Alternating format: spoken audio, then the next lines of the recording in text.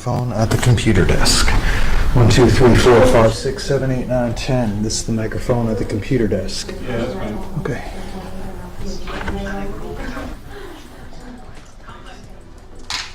Don't go too crazy with the tape because it's just us here today.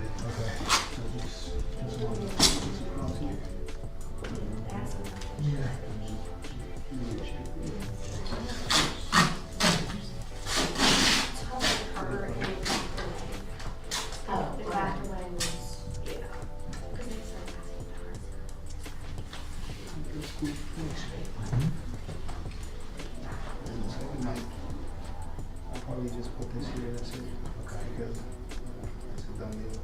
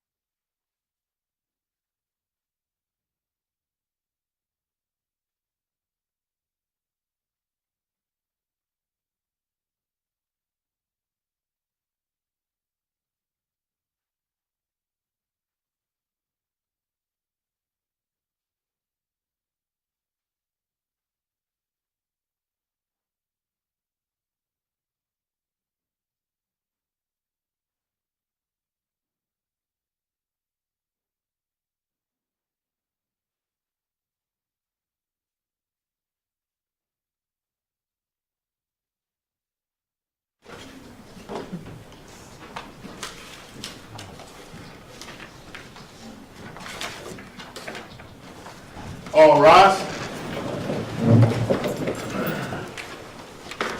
Thank you, ladies and gentlemen. Y'all can be seated. Your Honor, I passed up 2 more letters that I just received. Okay, are these, One is from Zach Rice, who was Greg Rice's son, and the other is from Kevin Rice, one of Greg Rice's brothers.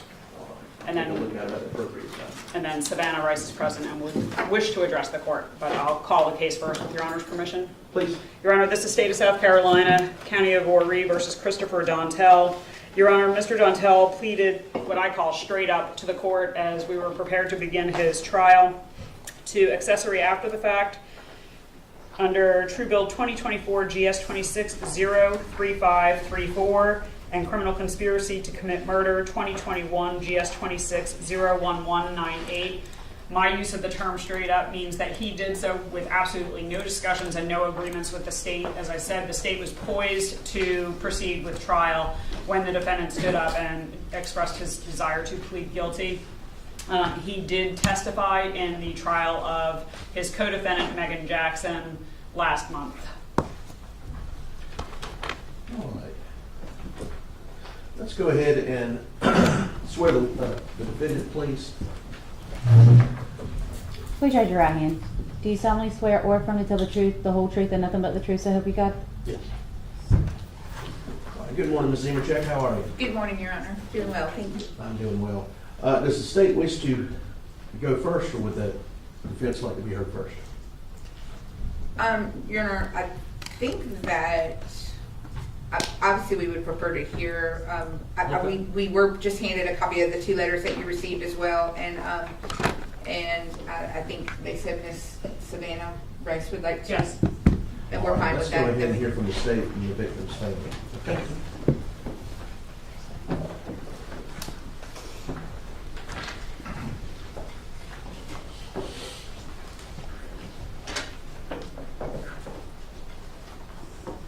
Okay, so just state your name.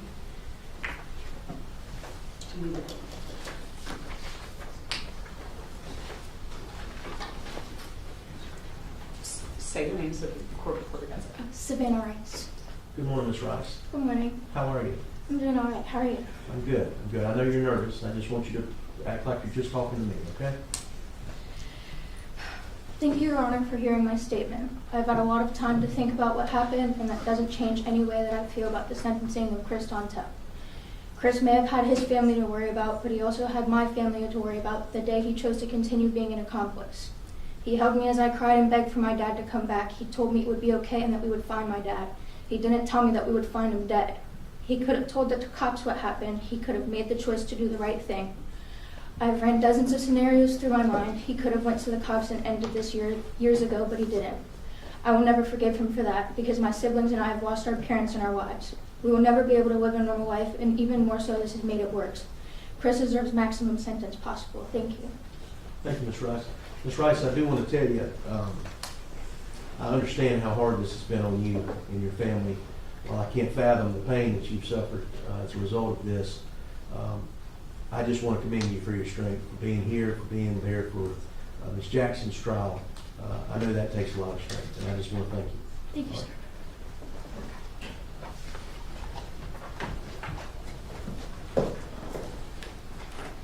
Does the state have anything else to present? No, Your Honor. All right, if you'll just bear with me just for a moment. Let me take a look at these 2 letters.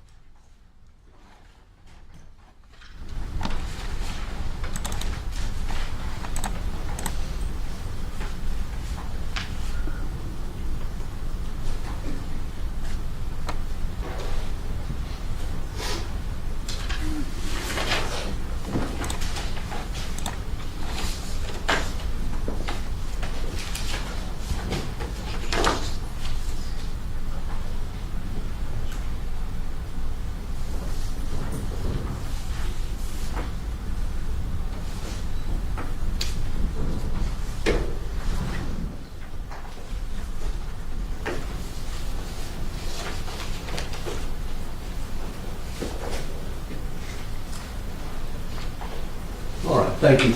Record will reflect that I have had a chance to read over two statements written by Mr. Zachary Rice and Mr. Kenneth Rice. And Your Honor, I think you're probably used to me arguing vociferously at sentencing, but typically when one co-defendant testifies against another co-defendant, the state's position is that it's in Your Honor's discretion as to any sentencing. I understand. Okay, Ms. Zmroczek. I will say, Ms. Zmroczek, you can go ahead and stand. I was just going to tell you, thank you for emailing me the letters. I was able to take a look at each one of them in chambers and read through them, and I certainly appreciate that, being able to have the time to do that. But I'll go ahead and let you begin your presentation. Thank you, Your Honor, and may it please the court. And in an interest of time, I rarely have I come across a sentencing where I've had so much outreach of people wanting to show their support, which is why I sent that packet to Your Honor and the state so that you would have time and that we wouldn't have to waste time reading through all the letters. What I think, Your Honor, was interesting about those letters, not just the sheer volume, but just the diversity from which they came. We're talking about church people, professionals within the community, and then just normal, everyday people that you work with and servers. And so I wanted to point that out. I emailed these as well, Your Honor, but I would like to talk about them, the pictures that I sent as well. And Your Honor, the first picture was a picture of Chris and Meagan right as she was, I'm sorry. I've got Meagan on the brain, of Chris and Erica right while she was pregnant with their son. And Your Honor, what was telling about this picture and all of the times I've spent with the Dontells and getting to know them and getting to know their family is that, Your Honor, you can see in his eyes in that first picture, it's his eyes are a little bit clear, a lot different. That was right before this involvement with Miss Jackson occurred. Your Honor, all of the pictures that I have sent to you included what is really the essence of Chris, and that is being a father to his children. And the picture that after the birth of their children was another picture of Erica and Chris. And Your Honor, the difference between what you can see in Chris's eyes before he got involved with Meagan Jackson and after, I think is telling. Your Honor, clearly he has made some mistakes, and in the 42 years that he has been on this earth, I can assure you he has, this is the biggest of the mistakes. And Your Honor, just so I don't forget, 1,588 days are the total amount that he has been incarcerated. 1 second on that. Does the state have any objection to that number? Is that what y'all believe is the number? Your Honor, I have not had a chance to calculate it. I typically believe that the Department of Corrections will verify anything. Okay. Thank you. I'm sorry, Ms. Zmroczek. No, you're fine. And I told them ahead of time because there was a period that he was out, and so we had to go back and calculate those days. Your Honor, he, as you obviously am aware, he was arrested in November 19th of 2020, and that's how long this case has been going on. When I read those letters and listening to Ms. Savannah Rice, Your Honor, the underlying theme, of course, besides the tragic loss of Mr. Greg Rice, was the frustration of not knowing. And in fact, when Mr. Dontell did accept his responsibility for his part in this, we received a separate email from the family just thanking us for being able to close that door and move forward. And the frustration that I get from the family, and I completely understand in that length of time, goes back to Mr. Dontell being afraid, and rightfully so, of Meagan Jackson, but not only for himself, for his family as well. Your Honor, I think it goes without saying, obviously, he had no criminal record prior to this, had never been involved in any problems before. And as you, I know that your law clerk was thorough and did sit through his testimony to hear what exactly he did. And even when they tried to impeach him with a little bit of the change from the plea transcript, it was because, Your Honor, after the plea, he was able to sit down and finally, after being told his family would be given protection, he was finally be able to fill in those extra things that he needed to fill in to really bring this together. And Your Honor, obviously being familiar with the case and the trial, I won't belabor the point, and you certainly read it in the letters, but the impact that Meagan had on their lives, as in coming in, really connecting herself to the family and making it so intertwined with her life, Your Honor, is a reason that fear was legitimate. I can tell you that I am asking for probation, and I'll tell you why. One of the things that I do when I come to a sentencing is, especially in different counties, I try to look at other sentences that have been laid down in situations such as this. Your Honor, most recently I came across the case of Steve Morgan, who had just done 33 months of pretrial as opposed to the 4 years, 4 months and 1 week that Mr. Dontell has been doing. But he was sentenced to a time served with no probation in a case that was a murder case. He was the co-defendant. The body was dumped in the field. Testified against the co-defendant. It was State v. Land in August of 22. That person received a time served with no probation. Your Honor, we're asking that the court consider a probationary sentence based on a lot of the arguments that we have been making this whole time, but also when you go back and you look at the trial, the substance of getting the conviction of the person that took the gun, took that 22 and shot it in the locations of Mr. Rice's body that she shot them, it was clear that Meagan Jackson had done this, Your Honor, and Mr. Dontell has been in so deep. Your Honor, he has always been employed. He came here from Missouri with his family. He's always, Maryland, and he's always had a job. He's always tried to make the right decisions. Like I said, coming into a situation like this, Your Honor, has really changed not only his perspective, but the choices that he was making. While in prison, or while in jail, he was diagnosed with being with having a depressive disorder, Your Honor. But one of the things that was very frustrating in the multiple pretrial bond hearings and things that we had is that people kept saying that the state kept insinuating that he was suicidal. I've gone through all of Mr. Dontell's records.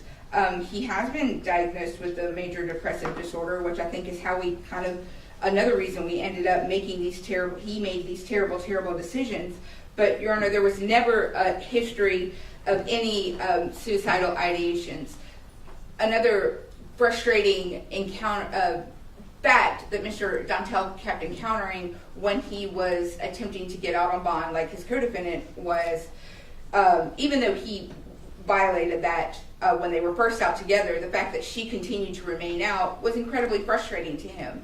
And every time we would come to a bond hearing, Your Honor, there would be issues such as the state received notice that he was trying to put a hit out on somebody. Your Honor, the state thoroughly investigated all of that. None of that came to fruition.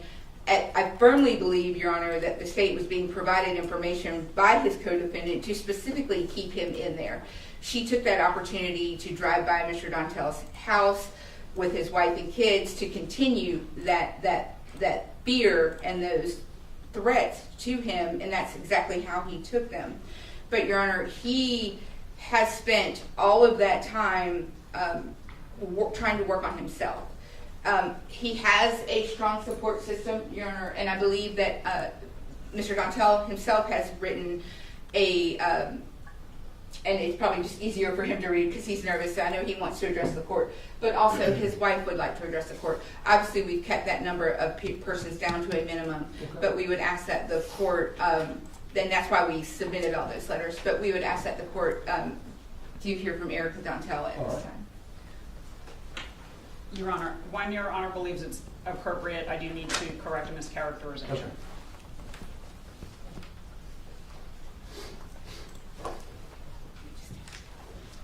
Okay.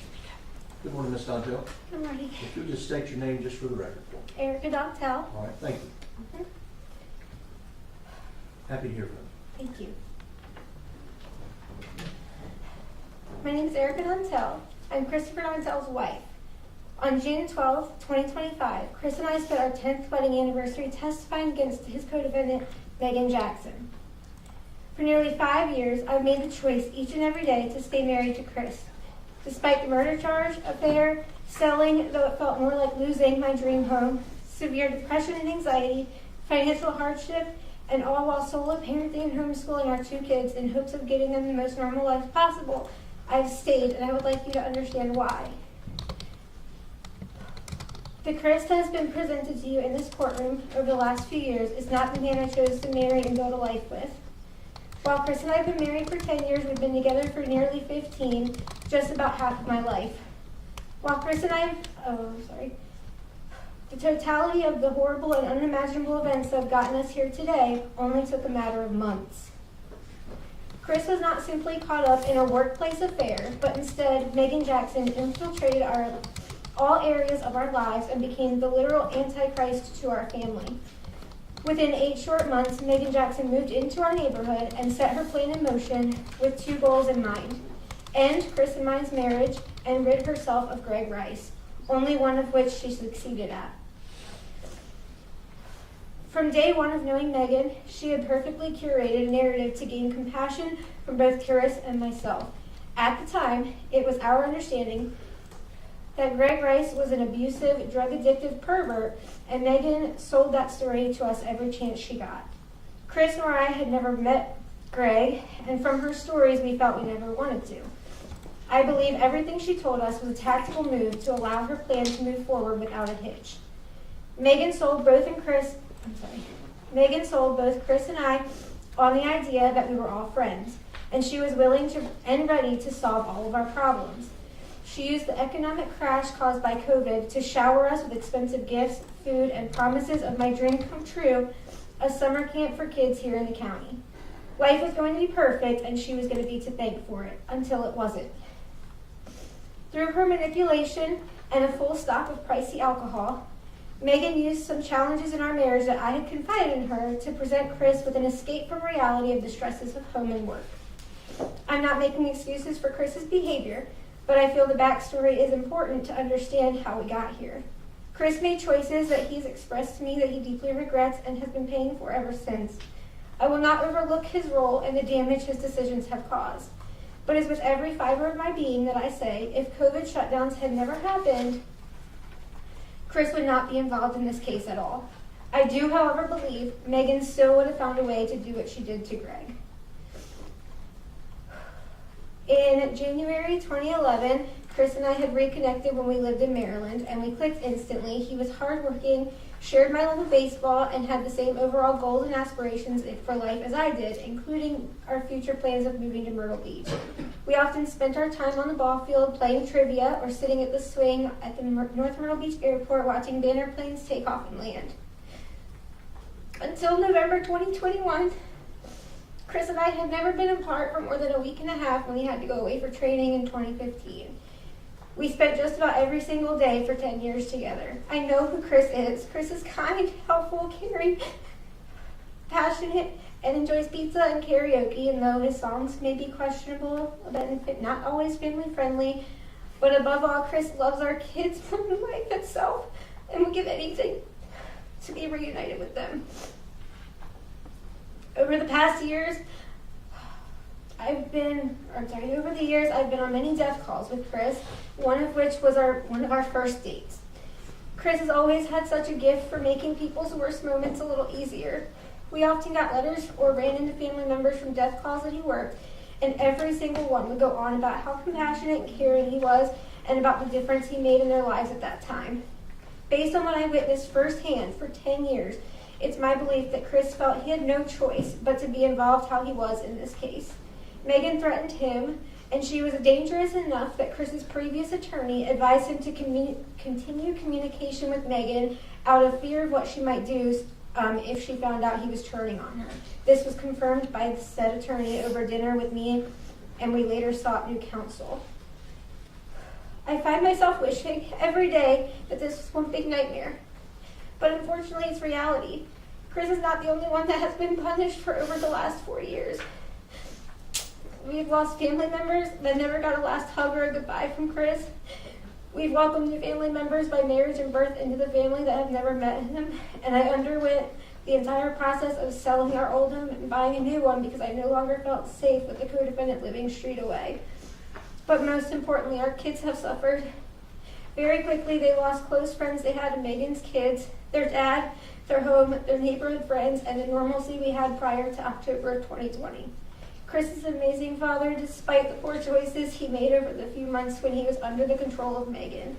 Our children were 5 and 2 when Chris's bond was revoked.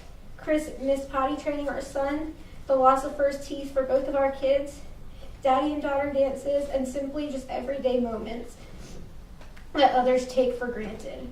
My heart breaks for the Rice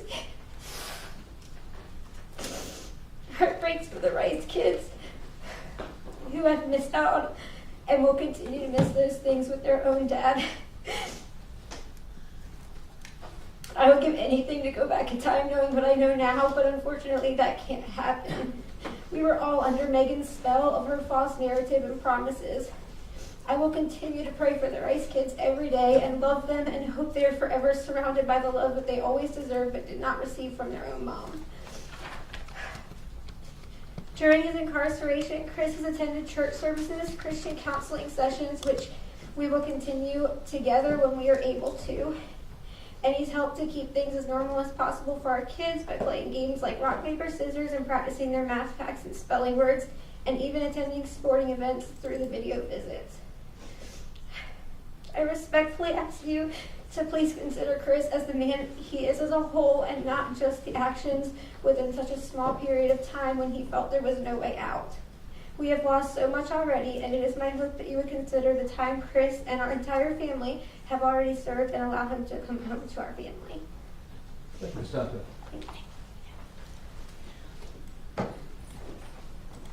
All right, yes, ma'am. Thank you, Your Honor, and I believe the defendant would like to address the All court right. personally.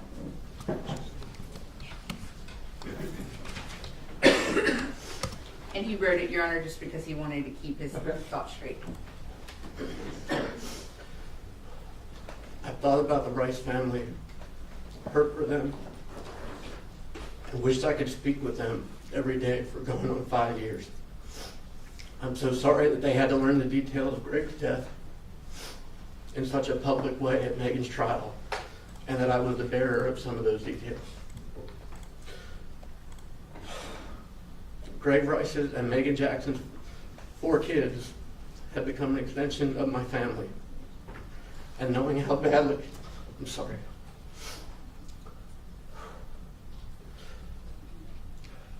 knowing how badly they were hurt and that I played a role in causing any pain at all to them is something I'm going to struggle with for the rest of my life. To simply keep saying I'm sorry just doesn't feel right. And I don't know that I can effectively articulate the depth of the combination of love, pain, regret, and compassion I feel for those kids and for everyone who loved Greg. I'm sorry for having any involvement with Meagan.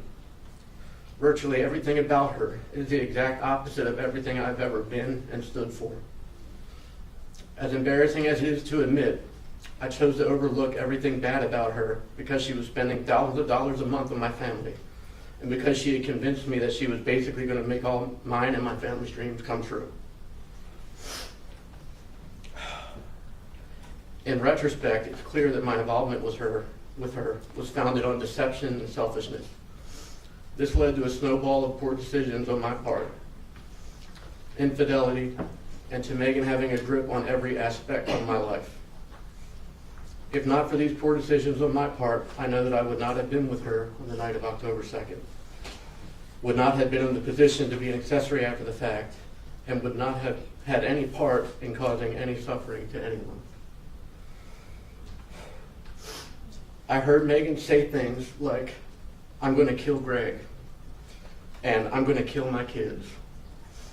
More than once, she told me she was going to kill me.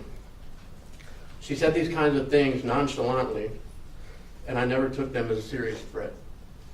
I chose to overlook these things and all the other red flags that were waving in my face because of the attributes I thought were good about her, which I now see were only those which served me in some way.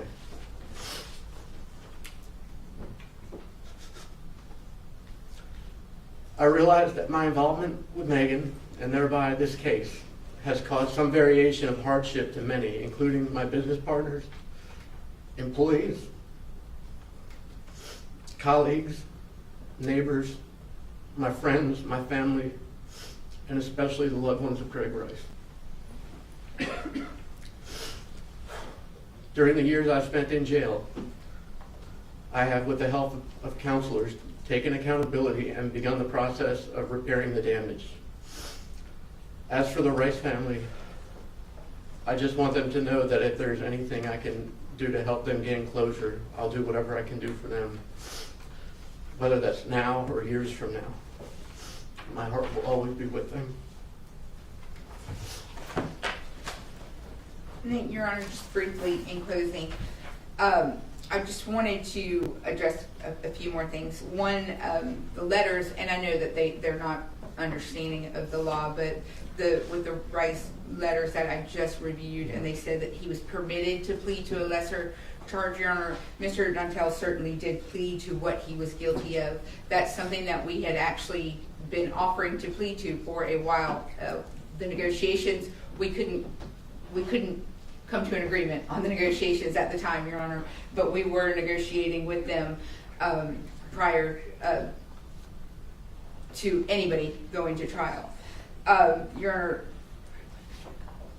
as we presented this case this morning for Mr. Dontell, who accepted the responsibility and the accountability of accessory after the fact, which he was clearly guilty of, and making poor choices, it's important to present those circumstances that led to his involvement and the meaningful steps that he's taken since then to right his wrongs. And that's what I think that we've been trying to do today, is to give you a snapshot of who Chris was, what he was, when he was finally able to get that sense of protection for his family and come clean. At the time of the offense, he was clearly deeply influenced and manipulated by Meagan Jackson, who he trusted, and she took advantage of his loyalty, his immaturity, his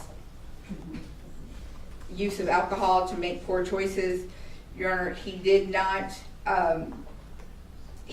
stand up when he should have for all of the children involved, and he knows that. And this weakness has made him live with this regrettable decision.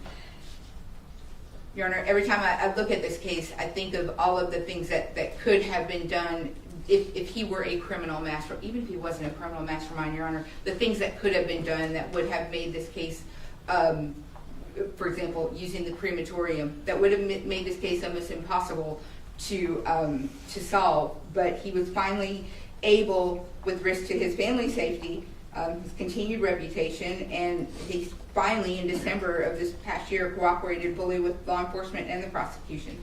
His testimony was crucial in ensuring that justice was served, especially against Meagan, who was primarily responsible. And the cooperation came at a personal cost.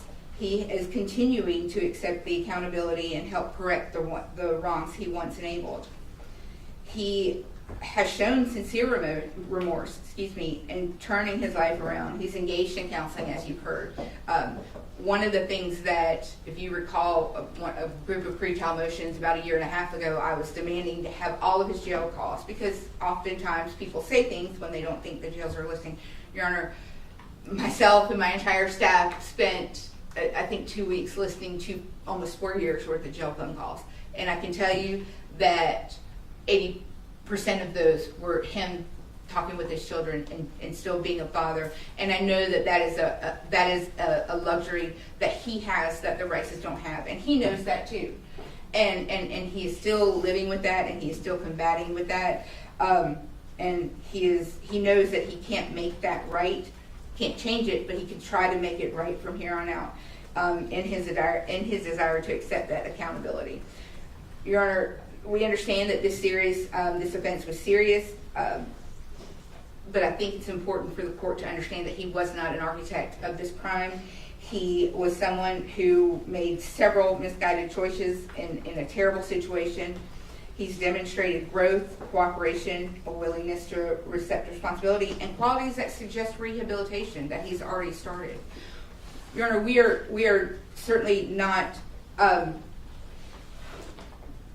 we are not just the worst thing we've ever done in life, but we are asking the court to consider a serious sentence over his head that would be suspended to an intensive 5-year period of probation.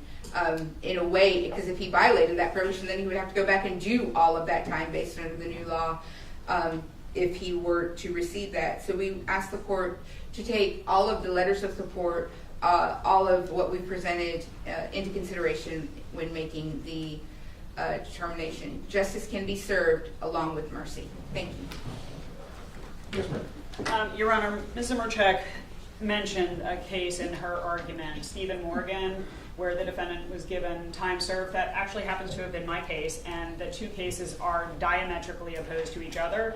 Mr. Morgan was not present during the murder, did not help dispose of the victim's body in that case, came forward immediately when questioned by police, and cooperated throughout the entire way. He also pleaded guilty only to accessory after the fact and did not, as Dontell has done, plead guilty to criminal conspiracy to commit murder. So I just want to make sure that it's clear that that is not an appropriate comparison for the case in front of Your Honor. All right. Ms. Walter, let me ask you this. It got brought up in the defense's presentation about bond. Am I correct that he was given a bond at one point but violated it? Yes, Your Honor. Both defendants were given bonds. They both violated it by having continued contact with each other. They were both violated, and then Ms. Jackson was released, violated again. It was sort of a revolving door. She was given an opportunity for home detention again, but continued to violate it. I believe there was one other bond hearing for Mr. Dontell, and that was denied. But he has been in since that first violation. And I'm also correct that there were initially talked to law enforcement, and then there was a proffer? Yes, Your Honor, there was a proffer, and Mr. Dontell violated the terms of that proffer, so that proffer never went forward. Ms. Zmroczek, anything else from the defense? Nothing further. Well, just a very brief follow-up, Your Honor. Yes, he had 3 detention hearings after that. They were all denied. The end result was the same. And Your Honor, he did the proffer and the testimony was all done prior to my involvement in the case, Your Honor. Obviously, when we were able to secure that protection for his family with the bond conditions and zones against his family and her and the children, Your Honor, he did sit down and I think fully cooperate with them and testified to those exact same details at the trial. Well, Thank you.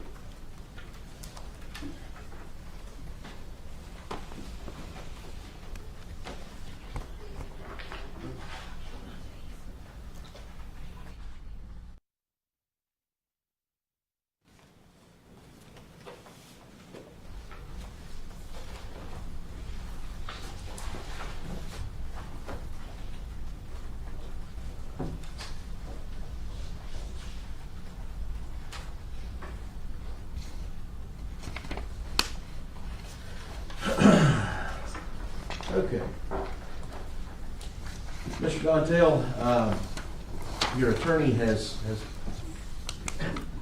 done a good presentation and quite frankly, I believe has done a remarkable job to get you where you are today.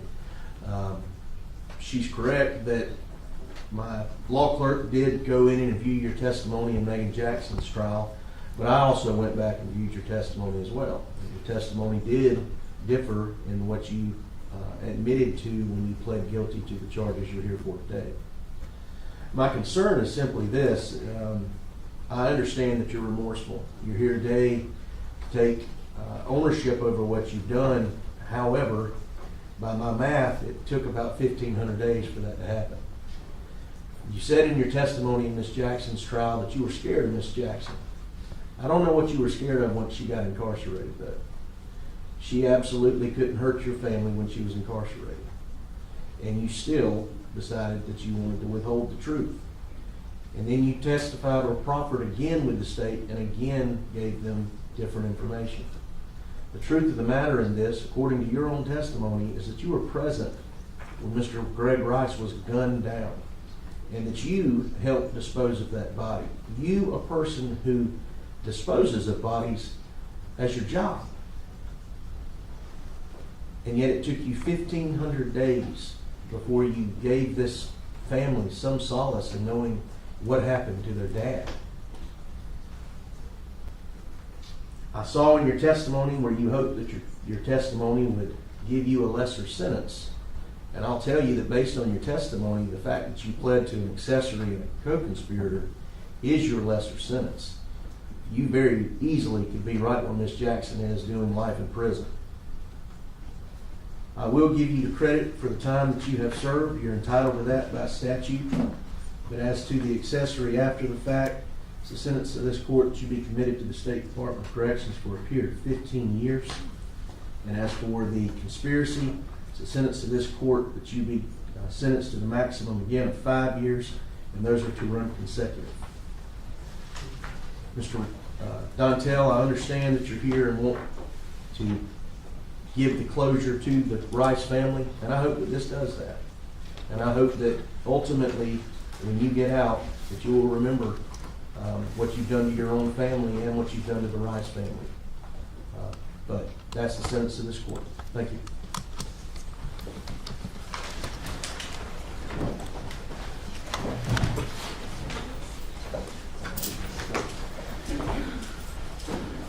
Ms. Walker, do we have anything else? No, just your regular trial roster.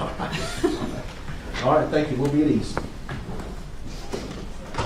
And if that trial resolves or ends and you or Judge Nettles